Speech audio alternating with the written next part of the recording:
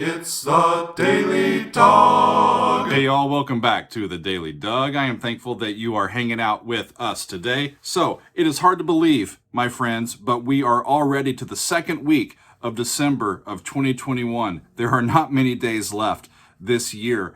And here at the Daily Doug, we have been trying to organize the end of the year activity. We're trying to get through as many recommendations that people have sent into us this year as we possibly can. And so in that vein, consider this episode a pop-up episode, a truly pop-up episode, because even as of a couple of days ago, I was not planning on having music by Metallica in the mix this week, but that's what we're about to do, y'all. I am actually very pleased with the music that we have included on the channel this week. I very much enjoyed Monday's episode featuring music by Pussifer on the channel for the first time, and Pat Metheny Group yesterday just blew my socks off. But I was thinking back to Monday's episode, and the Pussifer selection that we did was for Metal Monday, but it wasn't quite metal. So for the last couple of days, I've been thinking, what can we do to connect with our metal music loving friends here in this community? And we thought, Metallica. We have not done a Metallica song in over a month. And so we went back to the last one that we did, and it was the Call of Cthulhu. Went through the comment section, and we found a true favorite for the Metallica song that y'all want us to react to next. And so the one that we are including today is called To Live Is to Die. So this is the 8th track from And Justice for All, Metallica's 4th studio album. It was released in 1988. It is mostly an instrumental, and it was included and written for the album to pay tribute to original bassist Cliff Burton, who passed away a few years previously in 1986. Apparently there are a few riffs that Cliff Burton had written that are included in this particular song. They are performed by the new bass player at the time for Metallica, Jason Newsted. And apparently the song title itself is a phrase that Cliff was fond of. As I do my read-in this morning, I read that this particular song is not often performed live by the band. And from the comment section, it looks like this one is kind of part of a trio of instrumental pieces with Orion and the Call of Cthulhu, and then this one, To Live Is to Die. So it is good for us, I think, to get to this one to complete that set of pieces.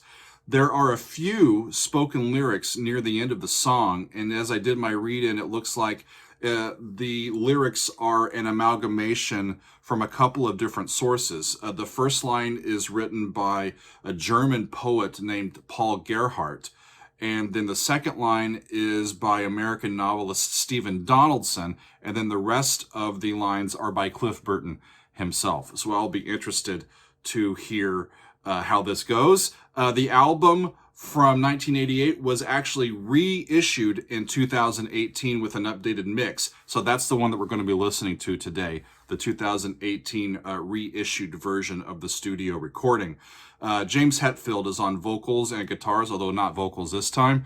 Kirk Hammett on lead guitar, Jason Newsted playing the bass, and Lars Ulrich on the drums, y'all. So let's dive in. This is Metallica, To Live Is to Die, the remastered version. Y'all ready? Here we go.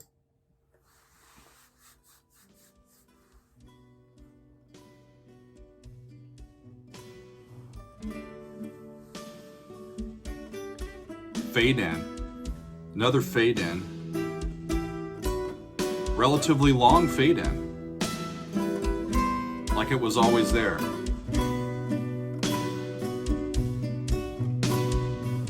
Listen to that snare.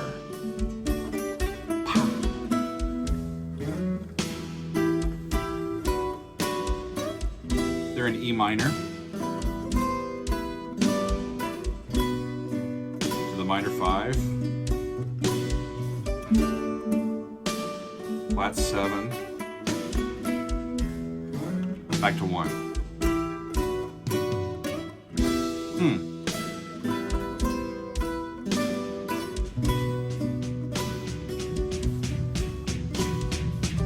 we interrupt your lovely guitar.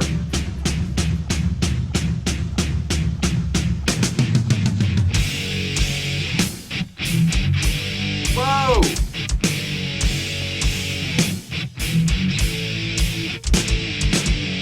That's an intense change, y'all.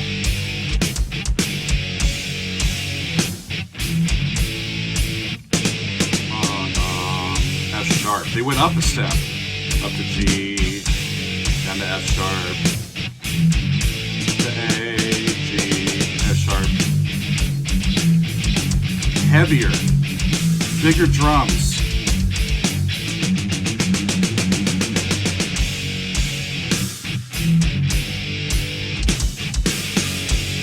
Power chords, like open fists. Wow, intense. I have a thought as I'm listening to this that the opening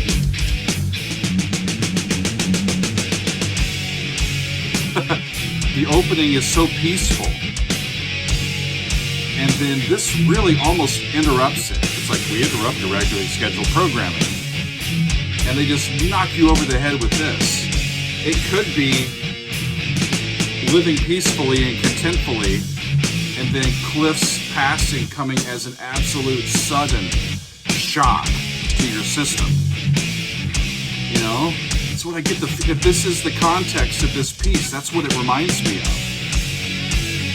Just being the abruptness of his passing and the anger and the grief that accompanies that. You know, it's like just what was before is no longer there. Interesting.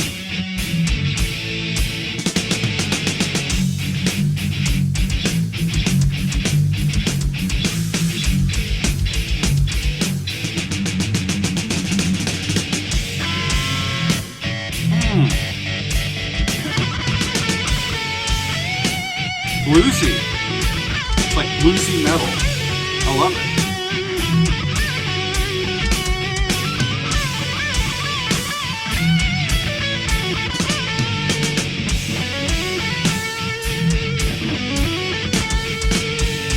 You're still hanging out on that F sharp, which is a step higher than where they started in E. It's another bit of the abruptness, right? They're in E, then we're going to come in on a different level. Half steps, still. The F sharp and that G.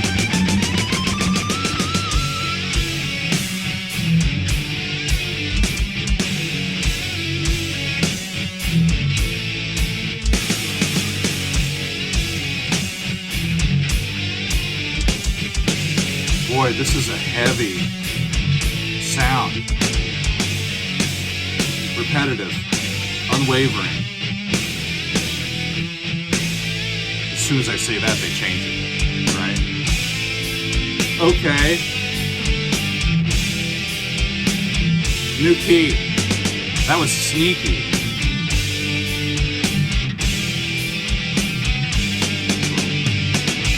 That's the A, the G, E minor, F.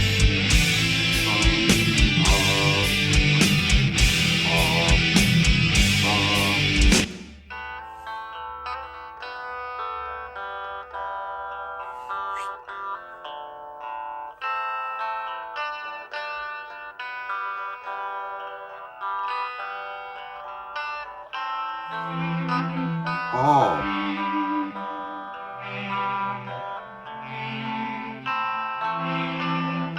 Is that a bass?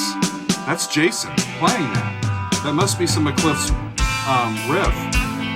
Just goes to that by itself, accompanied by the violins, by the strings. And we're in A minor, and this almost works like a lament now as we're processing all of this grief. You've got it's a descending bass line. It gets to sol and then comes back to te and then back. So it functions like a descending bass, like a lament, but just a little bit altered.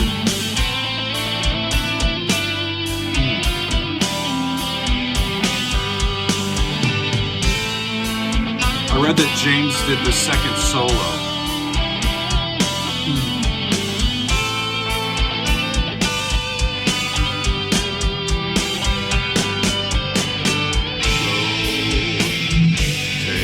Solar. Sol. Re. There goes the F, the first phrase. Then to the G. E.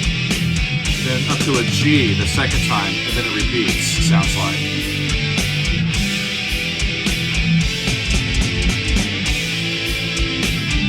This is powerful, y'all.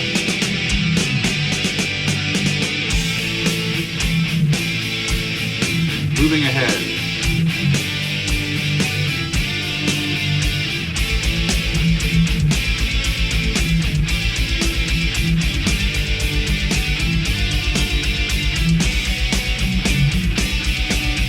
Another step. There's some double kick in that, but I don't mind it. It's not banging me over the head with intensity. It's just in the mix.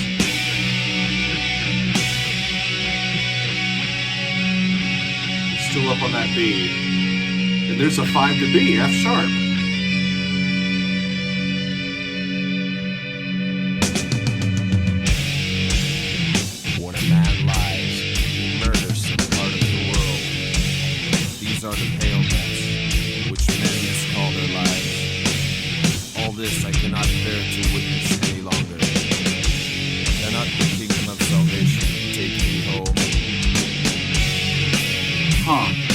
I wish I could hear the lyrics more. I wish I could hear the text more. They made me lean in, and I still couldn't really hear them, although I'm reading them so I know what they say.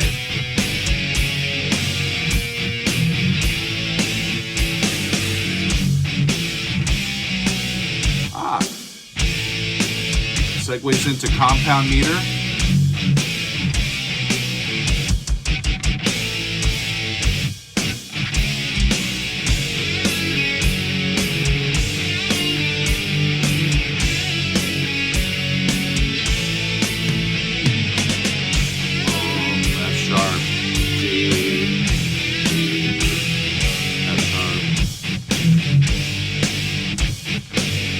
So it kind of gets back to where they were initially with, in my interpretation, the abruptness of Cliff's passing.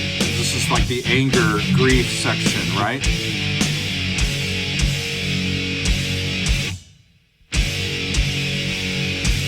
It's on F sharp.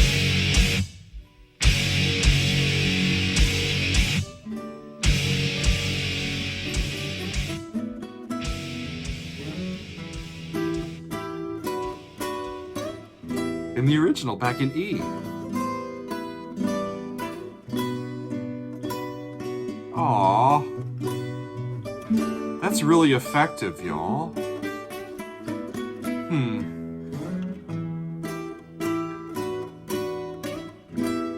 And in the end, we return to this state of peace where we started, and contentment. Is that gonna finish?